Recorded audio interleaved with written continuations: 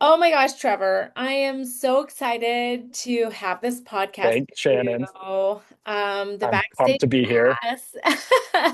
And it was just like, when do we have time? Let's get Trevor on, all the things and stuff like that, because we're really trying to align with brilliant people that have been in this industry for a long time, and you guys really fall into line with this. So I can't wait to start really just talking about what you guys are all about and how you're helping the people that we love. So welcome, Trevor. Sounds amazing. Thank you so much. It's great to be here. I'm excited.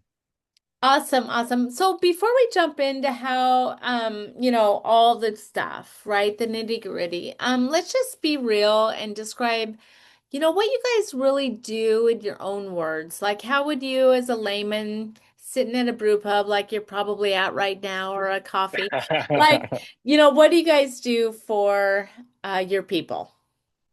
So, at the core, we help facilitate dental practice sales. So, we help dental practice owners find great buyers, those buyers who see the value in their practice, those buyers who are aligned with the seller and who want to carry on the seller's legacy.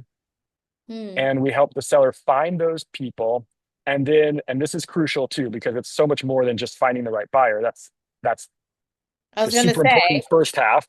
But the second half is we help manage this process so that the seller can step into their next chapter Mm. confidently and feeling really good about the transaction. And also the buyer is stepping into a new role and that they're set up for success, years of taking this practice that the sellers worked so hard to build and taking it into the next 5, 10, 20, 30 years. Um, so Okay, that's so that's what you guys do. so But that's yeah. go ahead. I was gonna say, so that's kind of the function of what we do. On a Yeah. day-to-day basis, we are analysts, we are negotiators, we are salespeople, we are therapists, we are project managers. Uh, we will celebrate with you, we will cry with you, and we're here to make that huge business transaction, that kind of once in a lifetime thing for so many, once, twice, three times in a lifetime for so many great clinicians. You get so many reps as a clinician. You're seeing patients, you're doing the same procedures, but you don't get a lot of reps when it comes to, $1 million+ business transactions. And so, at our heart, we're taking great clinicians who have worked hard to build an incredible business and helping them step into the next chapter, receive top dollar for their practice, while also really setting up the buyers to carry on that legacy and be successful in their own right. Okay. That sounds all great. Okay. And amazing. And I know you guys, right? But I'm going to push you a little bit on this I love it. conversation because I started in dentistry in 1987 and I Great. started marketing all Amazing. of like really the top docs, right? And I have to be honest, Trevor. Um, Hmm. I talk to doctors probably twice a week on who have sold their practice, but they're back working and trying to figure it out again because they didn't make the money they were supposed to, or they got ripped off, or this sort of thing. And everything you're talking about, you have so much heart and stuff like that. I want you to tell me about where that came from because being a broker for a doctor is very competitive. And Hmm. I mean, we can also talk about how you guys got connected to backstage because you only get into backstage if you're known for your kindness, your abundance, your fun, and that you're really proven to what you've been, doing. So tell me a little bit about your backstory about why do you really care about these guys so much, whether it's a single practice or a multi-practice. Give me a little bit of Yeah. color on that. Okay. Um, so let's start with the company. Okay? Um, the company was founded by Bill Kimball, my father, and Darren Holstein. And the two of them, Bill was working as a practice management consultant nationwide, but his focus had really narrowed to California and working with a lot of dentists in that space between Los Angeles and San Francisco. And at the same time, Darren Holstein was a very successful rep for Patterson. And they were both kind of at the top of their game, working hard with a lot of great clients who they really cared about. And when it came time for those clients to sell, they didn't feel at the time that there was a great partner for them to refer to. They didn't feel like handing off these doctors who they cared about so much to one of these other companies. And so they thought, you know what? We see a real need in the market for a broker with integrity, a broker who's going to show up with kindness, and who's going to be there hands on to help walk these doctors through this hugely important transition. So that's how Integrity Practice Sales was founded. Um, my journey was a little bit Wait, different. hang a second. Let Yeah. me just Okay. interrupt All there, right. Trevor. Okay. Because that's why I asked that question, because I lived that same world that they did, and I have to agree with them.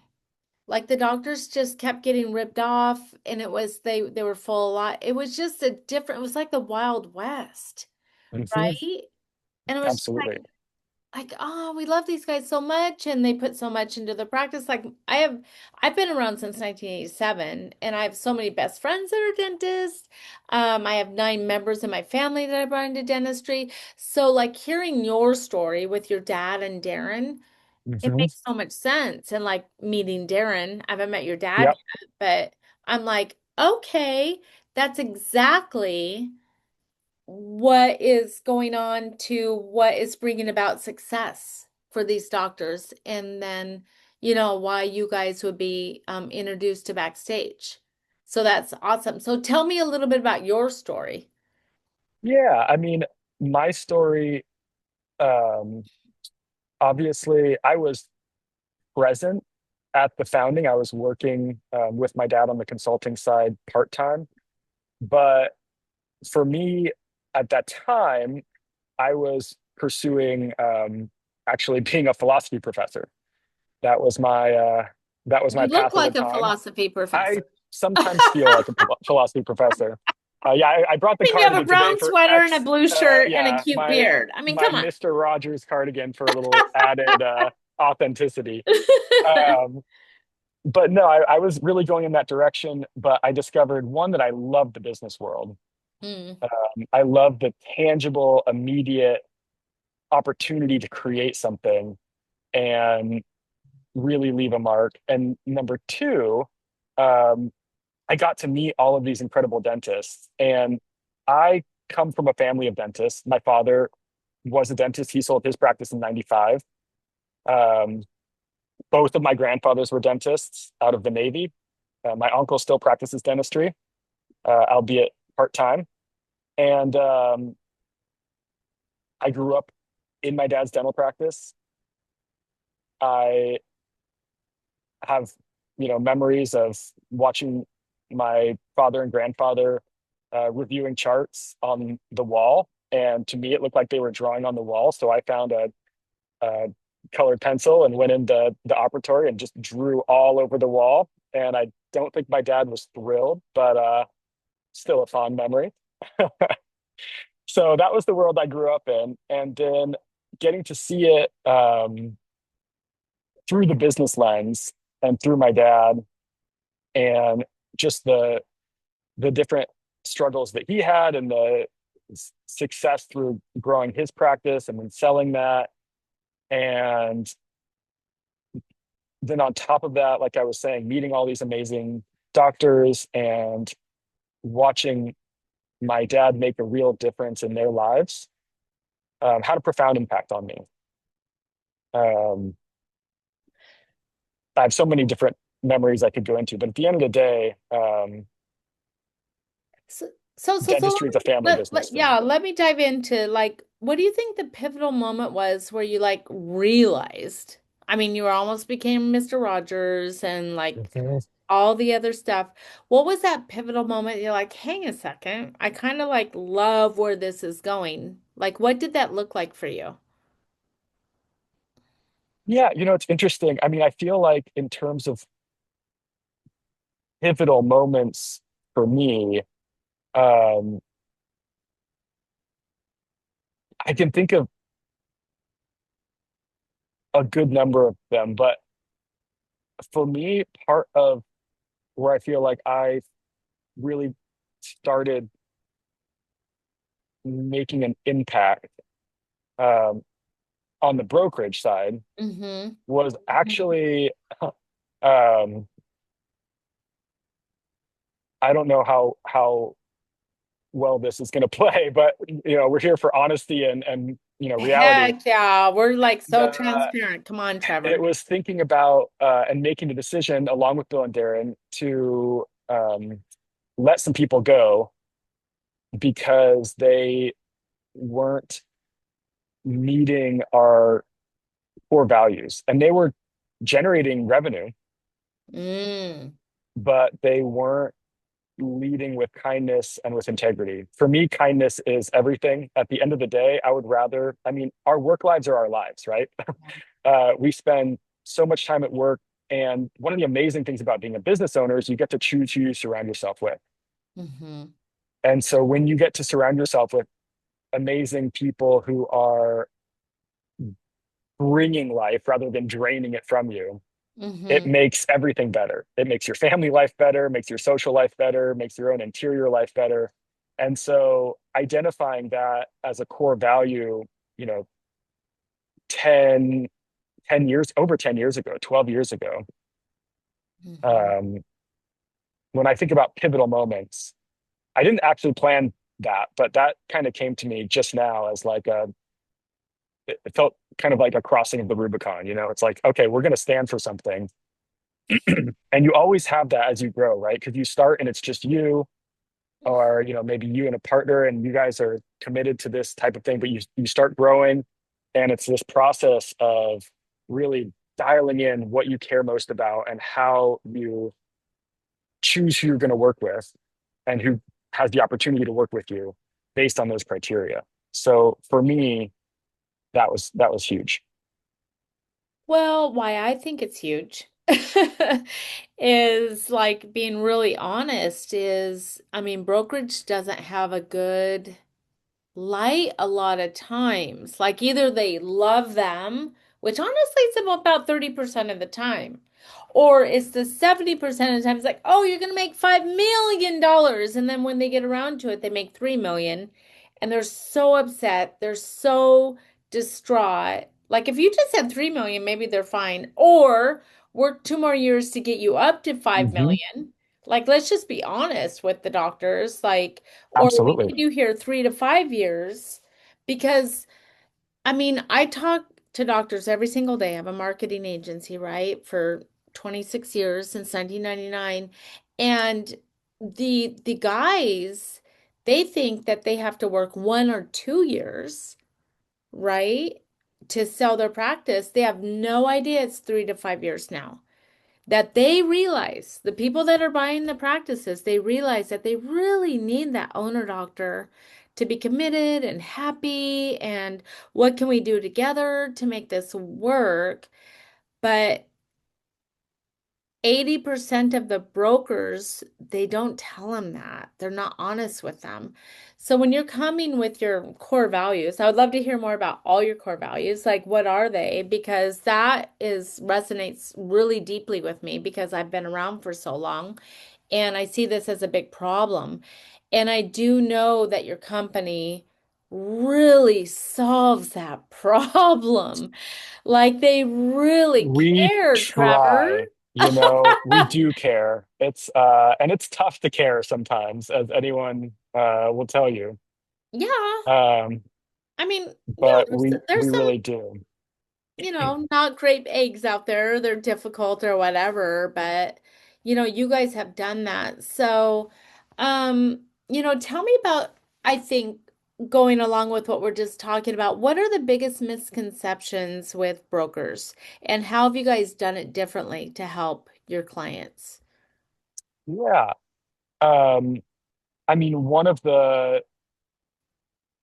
kind of common misconceptions that you spoke to earlier. And here's the thing, right? It's not a misconception. For a lot of brokers, it's not a misconception. What you True. do is you take a practice, you overpromise on the value, you slap something together that probably won't pass muster when the actual buyer comes in.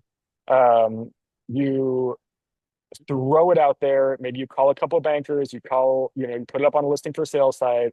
Then you wait and you hope that the right fish is going to call. And then when they do, you try and, package this deal and then you pass it off to attorneys and collect a commission.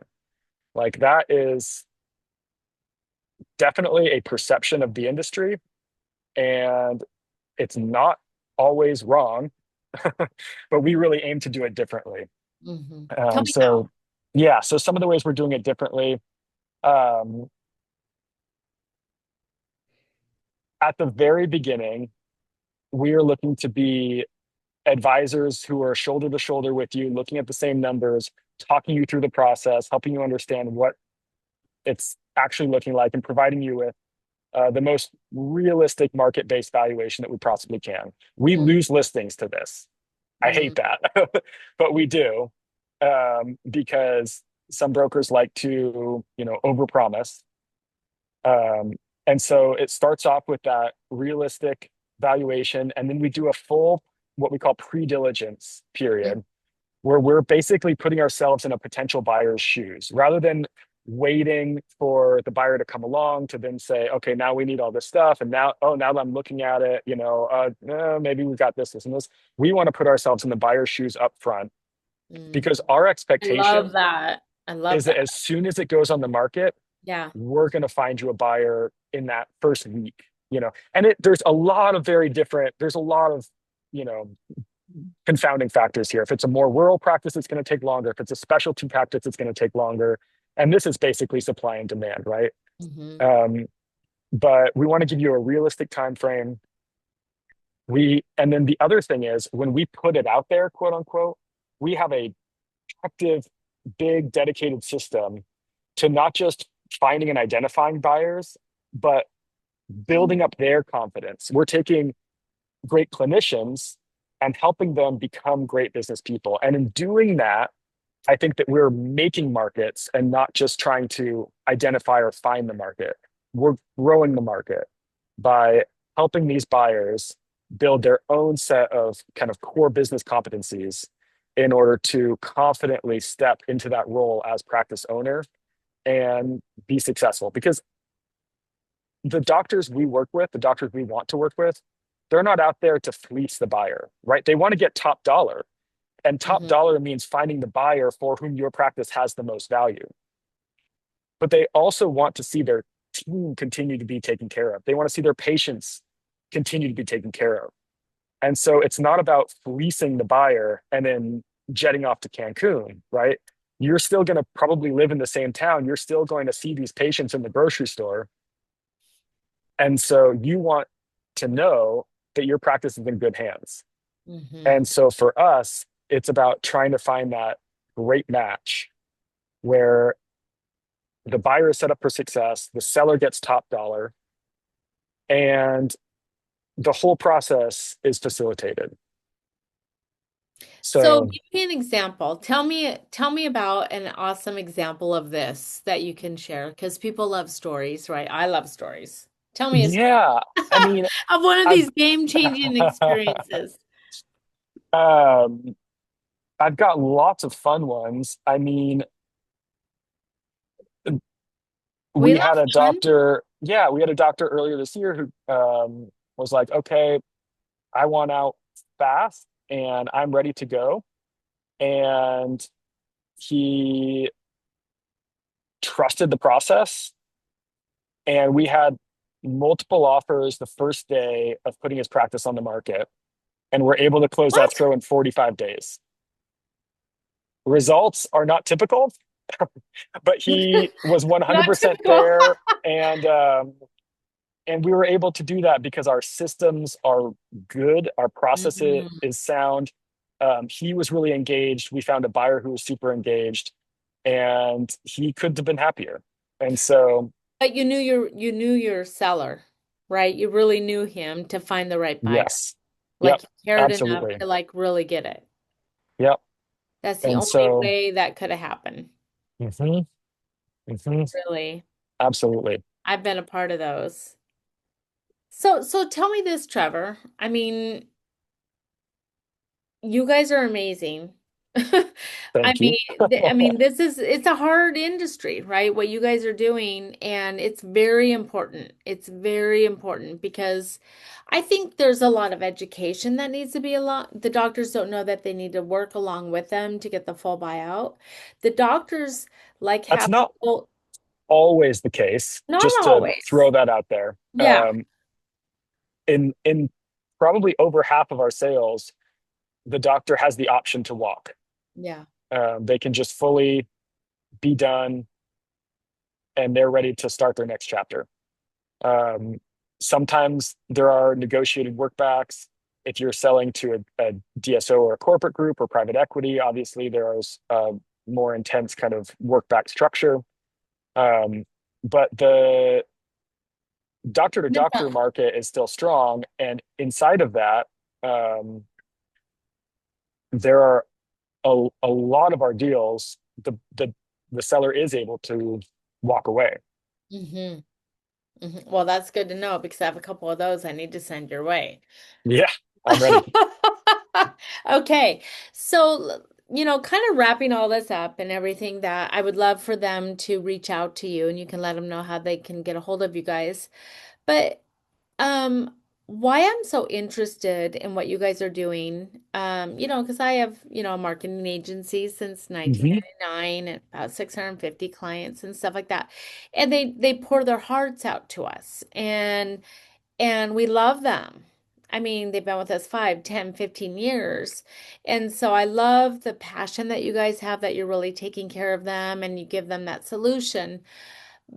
But I'm also looking forward to what does dentistry look like in the next 5 years. I would really love to get your input to what you guys see it's looking like in the next 5 years, and how are you helping your clients? How are you helping the doctors kind of prepare for this and, have the best piece to if they want to exit right away or if they're in it for another 5 years, what do they need to do? Yeah, great question.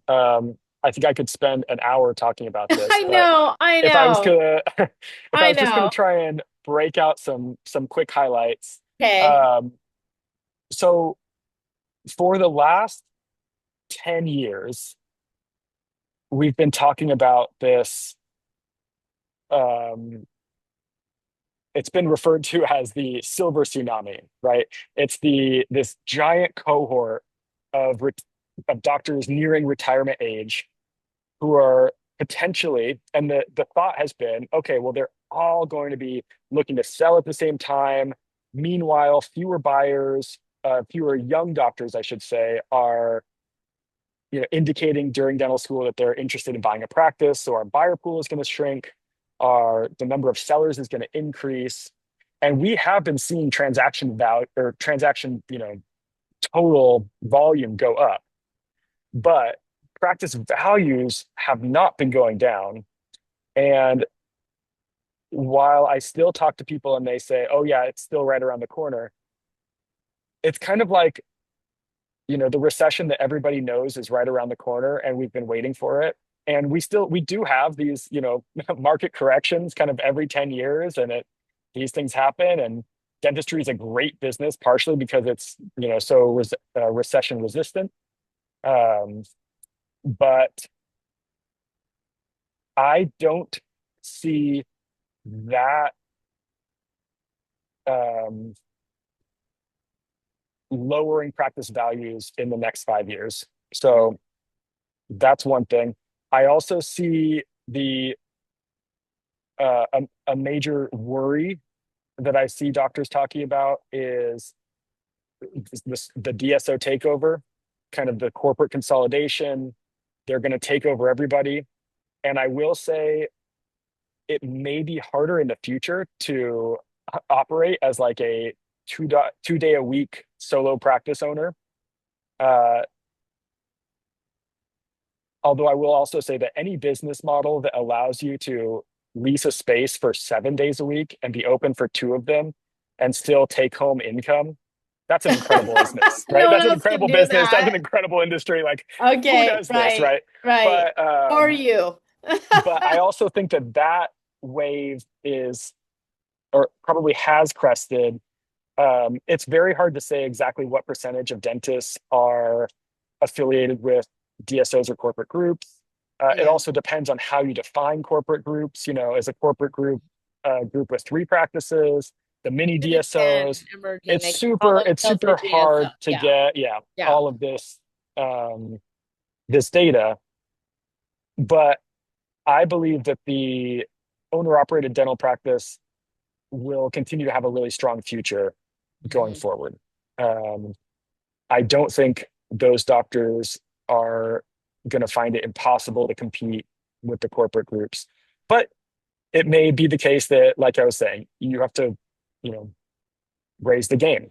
Um, I mean, honestly, Trevor, that's what I was going to say. It's like to give them kind of the roadmap to what does it look like to bring on an associate, to add chairs, to add mhm, locations. It could be two or three.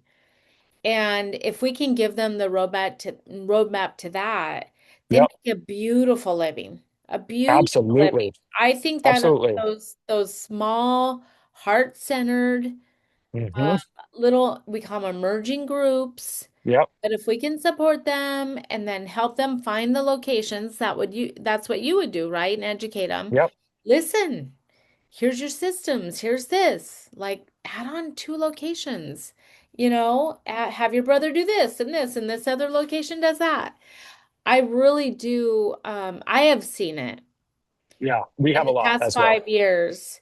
Hmm. Is they've gotten just a little bit smarter, a little bit more savvy, a little bit more Hmm. courageous Yeah, and I courage. don't think that's a bad thing. I mean, I've been around since 87, and I do Hmm. have to say that, I mean, it was glory years and 87, 97, all those like time periods, but I mean, dentists were not known as great business people, and there's still a lot of them that aren't. And I'm just gonna say it like it is. Like they can be Absolutely. mad at me, they can throw up emojis on our podcast, but I've dealt with them, right? Because we're looking at, what's your lifetime value? What's your cost per acquisition for marketing? All the things, and they Hmm. have no idea. I mean, not they, some of them. But the more that we can support these really savvy dentist owners that are doing good for their communities, which you guys are doing and supporting them, I think that's where it lives. Like, what do you need to survive? What do you need to thrive? Right? And giving them the consultants, the softwares, the whatever they need. There are Let's so grow the many EBITDA. great people out there to help with every Yes. business problem that you have in a Yes. practice. And if you can surround yourself with great people, Yes. you're going to be so much more successful. And not only that, it takes a burden off because you Yeah. don't have to be an expert in everything to be a successful business owner. You know, you don't have to know every little bit about everything. You know, I was going to say that Jeff Bezos probably doesn't know a lot about California labor law. He might, I don't know. But you get the idea, right? Like, You just you ask don't him, and have I'm sure he to, knows. yeah, that was exactly what I was picturing. I was gonna like confidently say that, and then I was like, who knows, man? Yeah. I have no idea. But you get the idea, right? Yeah. Like you surround yourself with great people, um, and your business can absolutely thrive. Yeah. And I suffer from that. Like I've got a real DIY mentality. I know a lot of dentists do too. I struggle to kind of let other people handle things, to let it Yes. go, to Yeah. delegate well. Mhm. Um, Sometimes I just feel like, oh gosh, I don't want to bring in this person. I don't want to really pay that. I can figure it out. And then you know what happens is like 2 weeks later, I'm like, oh yeah, it's on my to-do list. I got to figure that out. And then, next thing you know, you're paying a fine for something because you're a week late. It's like, I oh lost gosh, $200 here why and am I I could doing have. this? Exactly. Why am I doing this? This is Right, right, crazy. right, right. No, And so, I mean, that's something I still have to fight against because I'm like, oh no, I got that. I can do that. that's, that's not a problem. It's like, no, Trevor, you it's a boy hand it problem, off. Trevor. It's a Is boy it? problem. Yeah. Okay. No, I'm kidding. I think we all It struggle. might be. But I think, bringing in the private practice, the groups and stuff that are asking Mhm. really good questions, like how they can get help and find the experts and stuff like that. I do see a shift in that, even though we have to struggle with the DIY stuff. Mhm. Um, but I think like if you can find your experts and really dive into them, then you can. I don't know if you've read the book, The Science to Scaling by Dr. Benjamin Hardy yet. I absolutely have, and I'm actually working with them right now. And I had a call with my scaling coach earlier today. See, oh my God. Okay. I love so it so so now much. let's just stop the podcast and let's just chat about that because Yes. But here's the thing. Now you have that mindset to help your doctors. Mhm. Trevor, it's literally mind blowing. Yeah. Tony Robbins like did the intro is so smart because it's like, okay, here's linear growth for these Hmm. doctors or you or me, or there's Yep. exponential growth. So how do we work together instead of saying I want to save $150? It's like let me who not how, like let me get that expert Mhm. and then I can 10x, 100x that money. I think that's what we really want to talk to, right? Yep. I mean, I know the podcast is over. I need to keep it within a certain amount of time or Elijah's going to kill me. Well, But I'll also, if I could follow up on that really fast, when I yes, think about scaling for these doctors, right? Some doctors, they're not necessarily looking for more money. Maybe you're looking for more time. yes, yes. Maybe you're looking for, maybe you want to, scale happiness in your work environment. Hmm. We think Hopefully, about scaling, and I hopefully. I always think about scaling in terms of revenue and EBITDA, and these are the metrics I'm looking at, and all of these things, of course, right? I'm a business owner. That's what I'm doing. But scaling can mean the ability to take that vacation. Mhm. Scaling can mean, the ability to uh, leave the office and know that everything is taken care of. Yeah. It obviously growing locations, amazing, right? Growing collections, amazing. Um, Serving more patients, amazing. But there's so many different ways to scale. And I think that when we really identify what we care about and what our goals are, it helps us to make that path forward and chart that 10x path to whatever those goals might be. And I love that because everybody's priorities are a little bit different. So if you can really hear your client's heart Yeah, when they're ready to sell, it's what are the freedoms that they want? Is it financial freedom? Is it family freedom? Is it personal freedom? Because as a business owner, we all sacrifice something. So absolutely. what do they want? What are they ready for? What drives them? And also, honestly, it's like they have this like, oh, I'm this, and they're A type, and they're this, and it's like, now hang a second. Have you thought about this? And like, oh. Okay, no, I haven't thought about that. So if we can step back and give our heart and our brilliance to them and really care. Um, I mean, like I said, I have some best friends. I mean, they text me all the time, "Oh, we got a new baby calf," like out in Alabama, and like, they have 8 associates and 7 hygienists in this massively successful, huge practice, and they want to talk about their cows, their baby calves I coming. love that. You Because talked earlier about um, core values, and just to bring it full circle, uh, we consider ourselves professionals serving professionals and people first professionals. And for us, that means showing up. Um, it means the second core value there is active listening.